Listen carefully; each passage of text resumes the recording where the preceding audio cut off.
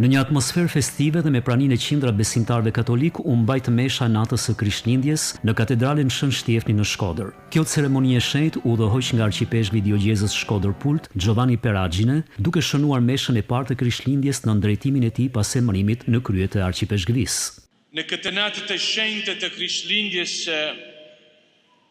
personalisht e falenderoj Zotin që për herë të parë më jep hirin të jem bashkë me ju për të kremtuar misterin më të madh të fesës sonë. Po, është e vërtetë, është një natë e shenjtë, sepse për ne të krishterë Krishtlindja nuk është thjesht kujtimi i një ngjarje të kaluar, por është një mister i gjallë që vazhdon të na flasë sot dhe të ndriçojë udhën tonë. Gjatë predikimit të tij, arqipeshku Peragjine theksoi se kjo festë e madhe e krishterë nuk duhet të kufizohet vetëm në ndriçim dhe dekorime të jashtme, por duhet të përjetohet thellë në shpirt dhe të shoqërohet me vepra të mira dhe përmirësim të vazhdueshëm personal.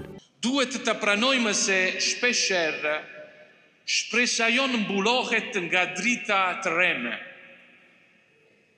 Në këto ditë, po e shikojmë rrugët tona, sheshet dhe shtëpit tona bushen me shumë drita. Por janë drita që ndriçojnë vetëm jashtë. Janë drita që shkëlqejnë fort, por edhe rrezikojnë të erësojnë kuptimin e thellë të Krishtlindjes.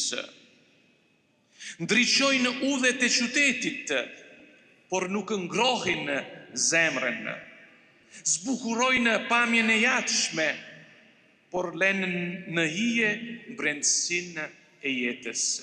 Mesha vigjiljes së Krishtlindjes u pasua nga spektakli fishekzjarreve, i cili u ndoq nga shumë besimtarë të mbledhur në sheshin para katedrales Shën Shtjefni, duke i dhënë festës një atmosferë të veçantë gëzimi dhe shprese.